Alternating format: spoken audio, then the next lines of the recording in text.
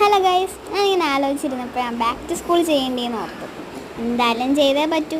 കുറച്ച് ബുദ്ധിമുട്ടാണ്, എന്നാലും ചെയ്യാമെന്ന് വിചാരിച്ചു. മേടിച്ച സാധനത്തിൽ ഒന്നാണ് കേട്ടോ ഈ സ്റ്റിക്കി നോട്ട്സ്.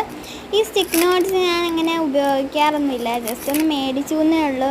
ഇത് മേടിക്കുന്ന പൈസ കൊണ്ട് ഒരു വലിയ നോട്ട്ബുക്ക് മേടിച്ച് സ്കൂൾ നോട്ട് തയ്യാറാക്കായിരുന്നു. അതിൻ്റെ റേറ്റ് കണ്ടപ്പോഴാണ് എനിക്ക് മനസ്സിലായത്.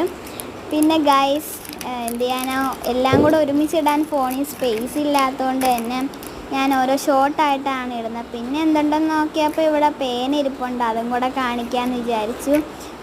പേന പലതും പലതാണ് കേട്ടോ ഗൈസ്, ഒരു കവറിനകത്ത് എടുത്തിട്ടേക്കുന്നേ ഉള്ളൂ. എല്ലാം പല പേനകളാണ് ഗൈസ്. അപ്പം ഞാൻ ടാറ്റാ ബൈ ബൈ പറഞ്ഞു പോയപ്പോഴാണ് ഞാൻ ഒരു കാര്യം ആലോചിച്ചത്. എല്ലാ വീഡിയോസും ഓരോ ഷോർട്ടായിട്ട് വരുന്നുണ്ട്, ആരും കാണുന്നില്ല. എല്ലാവരും മാക്സിമം ഒന്ന് ഷെയർ ചെയ്യാനും സപ്പോർട്ട് ചെയ്യാനും മറക്കരുത്. Subscribe and follow.